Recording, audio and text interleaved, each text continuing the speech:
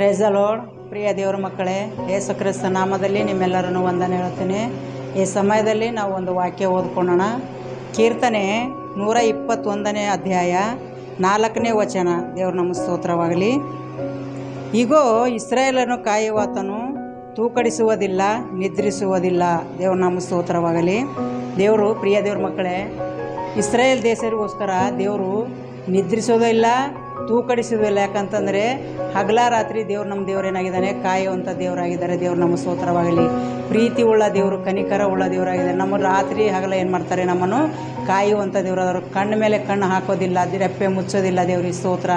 ದೇವರು ನಮ್ಮ ಮೇಲೆ ಇಷ್ಟಂಥ ಪ್ರೀತಿಗೆ ನಾವು ಎಷ್ಟು ಕೃತಜ್ಞತೆ ಹೇಳಿದ್ರೆ ಕಮ್ಮಿ ಇದೆ. ಯಾಕಂತಂದರೆ ಇಸ್ರಾಯೇಲರಿಗೋಸ್ಕರ ಏನು ಮಾಡ್ತಾರಂತೆ, ತೂಕಡಿಸೋದು ಇಲ್ಲ, ನಿದ್ರಿಸೋದು ಇಲ್ಲ. ದೇವ್ರು ನಮ್ಮ ಸ್ತೋತ್ರವಾಗಲಿ.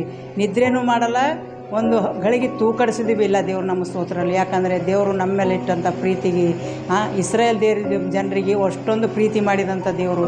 ಅದಕ್ಕೆ ಹೇಳ್ತಾರೆ, ಇಸ್ರಾಯೇಲ್ ದೇಶಕ್ಕಾಗಿ ಪ್ರಾರ್ಥನೆ ಮಾಡಿರಿ ಅಂತ ಹೇಳ್ತಾರೆ.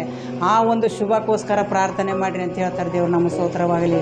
ಅದಕ್ಕೋಸ್ಕರ ನಾವು ಈ ದಿನಗಳಲ್ಲಿ ಇಸ್ರಾಯೇಲ್ ದೇಶಕ್ಕೋಸ್ಕರ ಪ್ರಾರ್ಥನೆ ಮಾಡಿರಿ.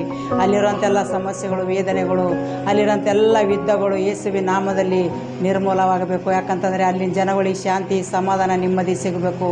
ಯಾಕಂತಂದರೆ ಅದು ದೇವರಿಳಿದಂಥ ಸ್ಥಳವಾಗಿದೆ, ದೇವರು ಪಾದಪೀಠವಾಗಿದೆ. ದೇವರಿಗೆ ಸ್ತೋತ್ರ.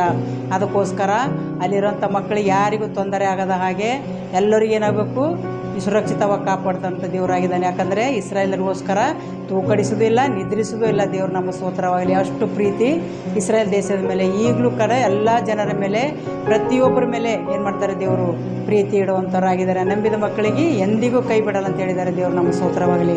ತೊರೆಯೋದು ಇಲ್ಲ ಅಂತ ಹೇಳಿದ್ದಾರೆ. ದೇವ್ರಿಗೆ ಸ್ತೋತ್ರ. ಯಾಕಂದರೆ ಕಣ್ಮಣಿಯಾಗೆ ದೇವರು ಕಾಪಾಡುವಂಥವಾಗಿದ್ದಾರೆ. ಯಾಕಂತಂದರೆ ರಾತ್ರಿ ಎಲ್ಲ ಸುಖವಾಗಿ ನಿದ್ರೆ ಕೊಟ್ಟು ಬೆಳಿಗ್ಗೆ ಮತ್ತೆ ಮುಂಜಾನೆ ಎದ್ದು ನಾವು ಇನ್ನೊಬ್ಬರ ಮುಖ ನೋಡುವಂತೆ, ದೇವ್ರ ಮುಖ ನೋಡುವಂತೆ ನಮ್ಮನ್ನು ಸಹಾಯ ಮಾಡೋ ಶಕ್ತರಾಗಿದ್ದಾರೆ. ದೇವ್ರಿಗೆ ಸ್ತೋತ್ರ. ಯಾಕಂದರೆ ನಾವು ರಾತ್ರಿ ಮಲಗೋ ಹೊತ್ತಿನಾಗ ದೇವ್ರಿಗೆ ನಾವು ಕೃತಜ್ಞತೆ ಹೇಳಿ ಮಕ್ಕೋಬೇಕಂದ್ರೆ, ಯಾಕಂದರೆ ದೇವರೇ ನಾವು ರಾತ್ರಿ ಎಲ್ಲ ಸುಖವಾಗಿ ನಿದ್ರೆ ಮಾಡುವಾಗೆ ನಮ್ಮನ್ನು ಸಹಾಯ ಮಾಡು ಅಂತೇಳಿ ಸ್ತೋತ್ರ ಹೇಳಬೇಕು.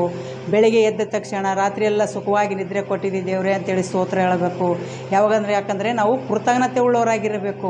ಕೃತಜ್ಞತೆ ಉಳ್ಳವರಾಗಿದ್ದಾಗ ದೇವರು ಇಸ್ರಾಯೇಲರಿಗೆ ಕಾಪಾಡಿದಾಗೆ ದೇವರು ನಮ್ಮನ್ನು ಕಾಪಾಡುವಂಥ ದೇವರಾಗಿದ್ದಾರೆ. ಯಾಕಂತಂದರೆ ನಾವು ಅಬ್ರಹಾಮನ ವಂಶದವರಾಗಿದ್ದೇವೆ. ದೇವ್ರಿಗೆ ಸ್ತೋತ್ರ. ಅದಕ್ಕಾಗಿ ಹಿಂದೆನೂ ಕಾಪಾಡಿದರೆ ಮುಂದೆನೂ ಕಾಪಾಡ್ತಾ ಇದ್ದಾರೆ. ದೇವರು ನಮ್ಮ ಸ್ತೋತ್ರವಾಗಲಿ. ಯಾಕಂದರೆ ಹಿಂದಿನ ಮಕ್ಕಳಿಗೂ ಕಷ್ಟ ಕೊಟ್ಟಿಲ್ಲ, ಈಗಿನ ಮಕ್ಕಳಿಗೂ ಕಷ್ಟ ಇಲ್ಲ. ಯಾಕಂತಂದರೆ ಕಷ್ಟ ಈ ಲೋಕದಲ್ಲಿ ಉಂಟು, ಆದರೆ ಜಯ ಕೊಡುವಂಥ ದೇವರು ನಮ್ಮ ದೇವರಾಗಿದ್ದಾರೆ. ಅದಕ್ಕೋಸ್ಕರ ನಾವು ಈ ದಿನಗಳಲ್ಲಿ ಇಸ್ರಾಯೇಲ್ ದೋಸರಿಗೋಸ್ಕರ ನಾವು ಪ್ರಾರ್ಥನೆ ಮಾಡೋಣ. ದೇವರು ನಮ್ಮ ಸ್ತೋತ್ರವಾಗಲಿ. ಪರಿಶುದ್ಧನೇ, ಪರಿಶುದ್ಧನೇ, ಪರಿಶುದ್ಧಾತ್ಮನೇ, ನನಗೆ ಸ್ತೋತ್ರ. ಕರ್ತನೆ, ನೀವು ಒಳ್ಳೆಯವನು ರಾಜ, ಒಳ್ಳೆಯದನ್ನೇ ಮಾಡುವಂಥ ದೇವರಾಗಿದೆ. ಕರ್ತನೆ, ನಿನಗೆ ಸ್ತೋತ್ರಪ್ಪ. ಇಸ್ರಾಯೇಲಿಗೋಸ್ಕರ ಕರ್ತನೆಯಪ್ಪ, ನೀನು ತೂಕಡಿಸೋದಿಲ್ಲ, ನಿದ್ರಿಸೋದಿಲ್ಲಪ್ಪ. ನಿನಗೆ ಸ್ತೋತ್ರ.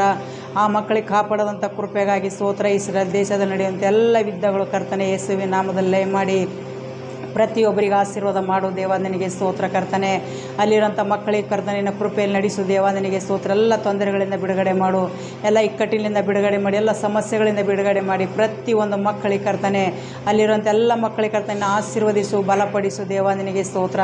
ಪ್ರಪಂಚದ ಶಾಂತಿ, ಸಮಾಧಾನ, ನೆಮ್ಮದಿ ಕೊಟ್ಟು ದಯಪಾಲಿಸು ದೇವ. ನಿನಗೆ ಸ್ತೋತ್ರ. ಕರ್ತನೆಯಪ್ಪ, ನೀನು ಒಳ್ಳೆಯವನು ರಾಜ, ಒಳ್ಳೆಯದನ್ನೇ ಮಾಡುವಂಥ ಸರ್ವಶಕ್ತನಾಗಿದೆ. ನಿನ್ನ ಕೃಪೆ ಶಾಶ್ವತವಾಗಿದೆ. ತಂದೆ, ಮಗ, ಪವಿತ್ರಾತ್ಮದಿಂದ ಬಲಗೊಳಿಸಬೇಕೆಂದು ಯೇಸುವಿನ ನಾಮದಲ್ಲಿ ಕೇಳ್ತಾನೆ ತಂದೆ. ಆಮೇನ್. Praise the lord.